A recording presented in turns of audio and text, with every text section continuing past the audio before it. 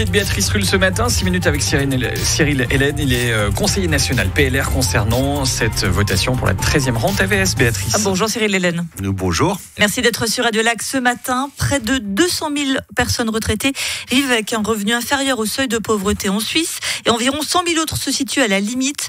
Retraités rime clairement avec pauvreté désormais. Comment ne pas agir ? Il faut agir, mais il faut agir de façon ciblée, parce qu'il y a effectivement quelques dizaines de milliers de personnes pour lesquelles c'est compliqué. Il y a des millions de personnes pour lesquelles la situation n'est pas la pauvreté.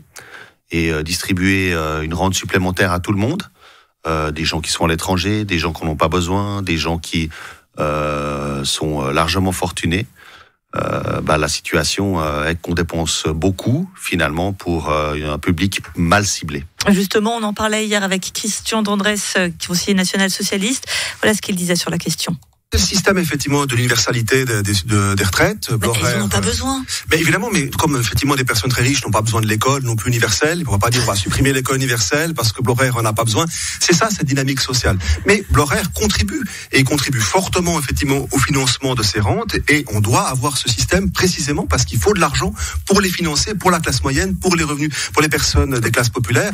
Et oui, en faisant contribuer les plus hauts revenus, ils permettent d'arroser au plus grand nombre. Mais la question n'est pas là, puisque ce système-là n'est remis en cause par personne, ni par ses initiatives d'ailleurs. Quoique, puisqu'on n'a pas fixé le financement, et on ne sait pas comment on financera les 4 à 5 milliards qui seront nécessaires chaque année pour cette 13e rente. Le fonds de compensation de l'AVS, il est de 50 milliards. 50 milliards, Cyril Hélène. On a quand même les reins solides. Non. Une partie de ces dizaines de milliards servent d'ailleurs à pouvoir financer l'AI. Et on a un financement qui sera déficitaire dès 2026 avec cette initiative et des complications qui arriveront. Mais on nous a souvent annoncé que l'AVS allait s'écrouler, que ça n'allait pas marcher. À chaque fois, ça a fonctionné. Oui, parce qu'on a fait des réformes et parce qu'on a été responsable. On a fait des réformes, on a augmenté l'âge de la retraite des femmes, d'ailleurs, récemment, pour pouvoir précisément sauvegarder... Donc, pour payer votre retraite, vous me faites travailler plus. Je vous remercie.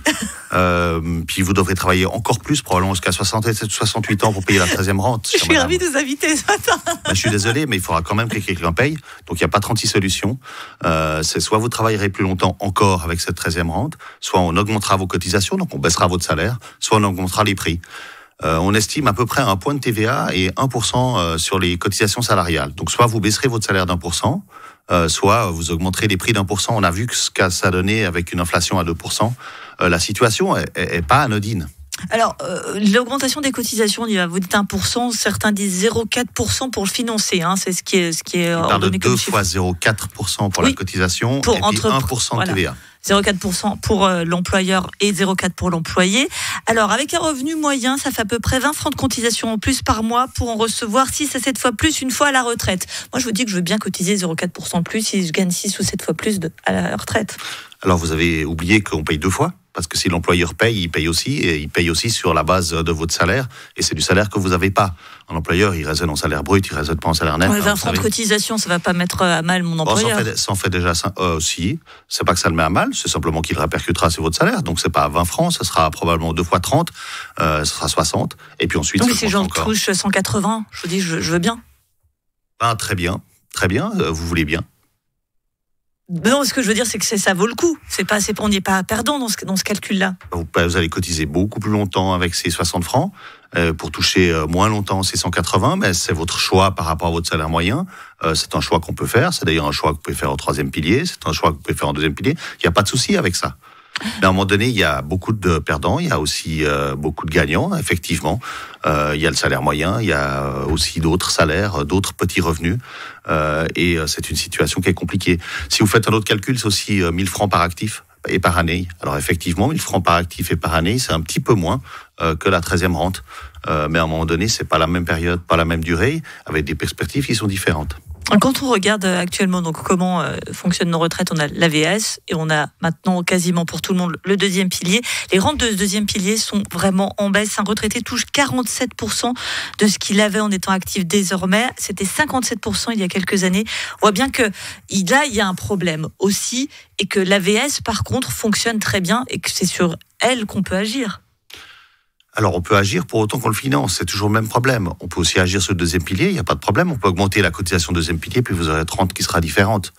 Ce qu'on oublie de dire, c'est qu'on touche effectivement un petit peu moins. Pourquoi on touche moins ? Parce qu'on le touche pendant plus longtemps. Parce que les rendements sont moins intéressants aussi. Les rendements boursiers font qu'il y a beaucoup de raisons, des cours en bourse quand même. Non, sur ces 20 dernières années, les rendements boursiers ont été particulièrement élevés. Ça, on peut pas le dire le contraire. C'est vrai que sur les 3 ou 4 dernières années, c'était plus compliqué. Mais si vous prenez sur les 20 dernières années, les rendements boursiers ont été particulièrement élevés. Simplement, on touche pendant beaucoup plus longtemps. Parce qu'à l'époque, on avait une espérance de vie de l'ordre de 72 ans, 73 ans. Aujourd'hui, c'est 82. Et on gagne en espérance de vie à peu près 2 à 4 mois par année. Et on va travailler du coup 3 à 4 ans de plus, si je vous ai bien suivi, pour financer. Si vous m'avez bien suivi, on va déjà toucher pendant plus longtemps. Donc en argent, on touche autant qu'avant.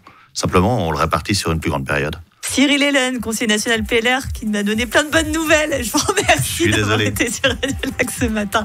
À très bientôt.